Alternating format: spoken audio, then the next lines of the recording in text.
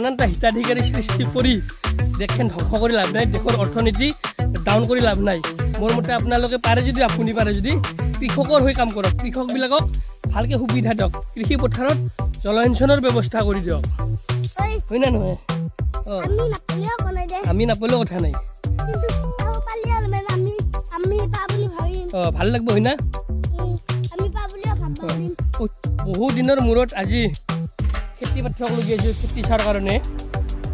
এই খেতি বেয়া হোৱা নাই এইবাৰ, চাওকচোন পূৰা মই যদি এটা নামি দিওঁ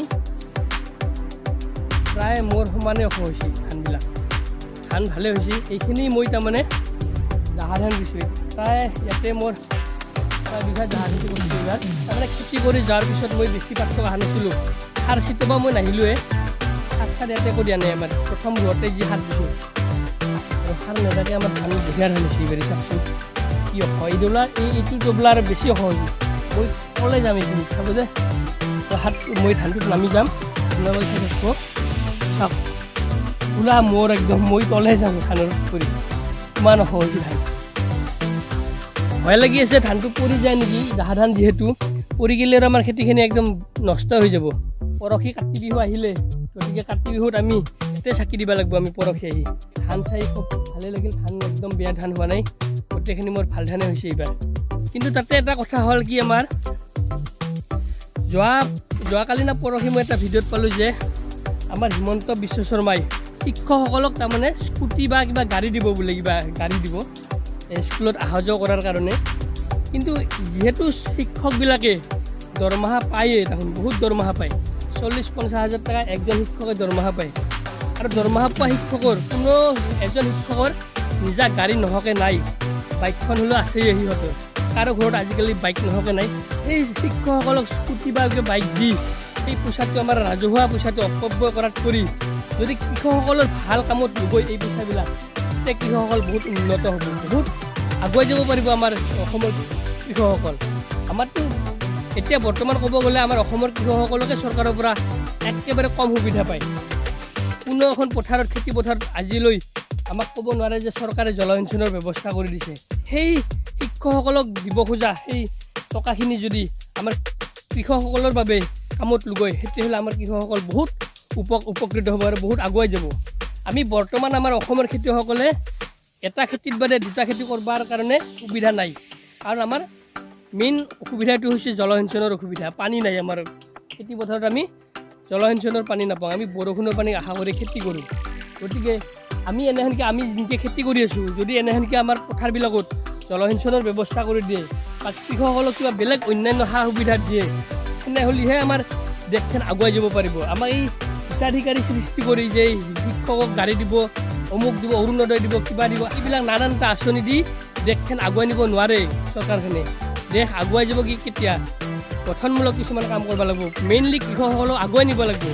কৃষকসকল আগুৱাই নিলেহে আমাৰ দেশখন উন্নত হ'ব, কাৰণ আমাৰ দেশখন হৈছে কৃষি প্ৰধান দেশ।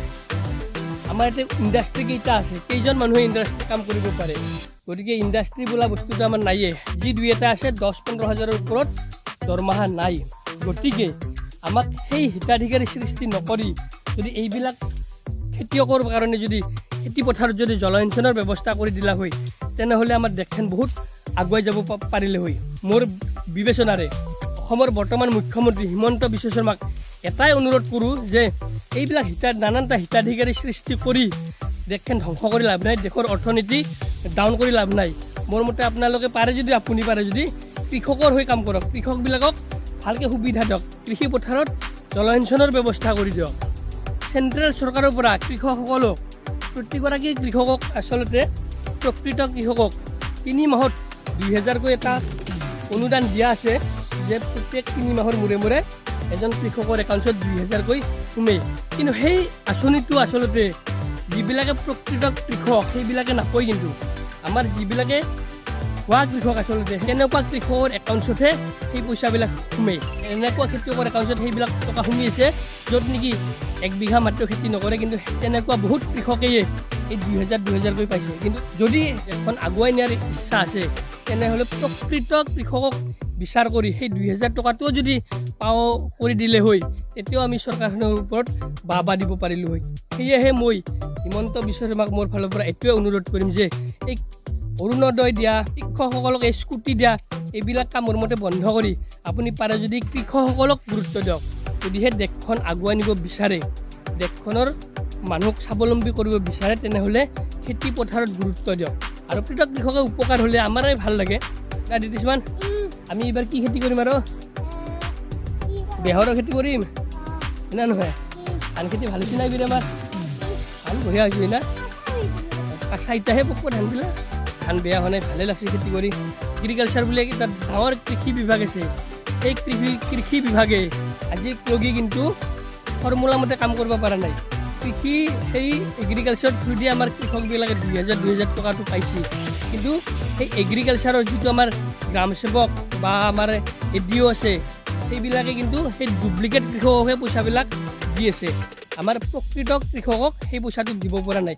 পাইছে ক'ৰবাত দুই এজনে নাপাওঁ বুলিও নকওঁ, যে প্ৰত্যেকজন ডুপ্লিকেট কৃষকে যি পইচাটো পাইছে সেইটোও নকওঁ, কিছুমানে পাইছে, কিন্তু বেছিভাগেই আপোনাৰ কৃষক খেতি নকৰাকৈ কিন্তু এই 2000 টকাটো পাই আছে। সেনেকুৱা উদাহৰণ বহুত আছে, আমি বহুত দিব পাৰিম। যেনেকৈ আমি এতিয়া এই 4-5 বছৰ নন ষ্টপ খেতি কৰি আছোঁ, কিন্তু আমাৰ সেই 2000 টকাটো পোৱা নাই। আমাক নালাগে দেচোন, আমাক নালাগে, কিন্তু প্ৰকৃততে যিবিলাকে সৰু সুৰা খেতিয়ক আছে, 4-5 বিঘা মাটি খেতি কৰে বা বেলেগৰ আধি ঠিকা লৈ খেতি কৰে, সেইবিলাকক কিন্তু দিলি আমিও ভাল পাম। প্ৰকৃত কৃষকে পাব লাগে আচলতে এই পইচাবিলাক, হয় না কি কয়? হয় না নহয়? আমি নাপালেও কথা নাই, ভাল লাগিব, হয় না?